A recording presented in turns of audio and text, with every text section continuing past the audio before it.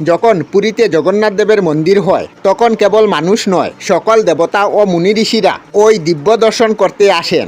আর এই সব কিছু দেখে সমুদ্রদেবের ও জগন্নাথ দেবকে দেখার তীব্র ইচ্ছা হয়। একদিন সমুদ্রদেব স্বয়ং জগন্নাথ দেবকে দেখতে চলেন, যার কারণে মন্দিরের প্রাঙ্গণে জল আসতে থাকে। এতে সকল ভক্তদের ক্ষতিগ্রস্ত হতে থাকে।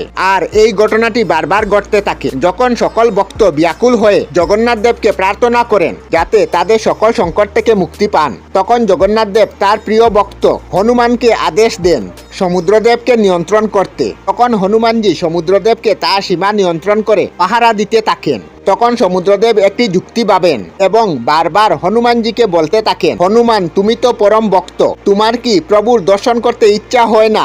আর বারবার এমন কথা শুনে হনুমানজিরও প্রভুর দর্শন করার প্রবল ইচ্ছা জাগে। হনুমানজি যখন যখন প্রভুর দর্শন করতে যেতেন তখন তখন সমুদ্রদেবও তার পিছনে পিছনে প্রভুর দর্শন করতে যেতেন।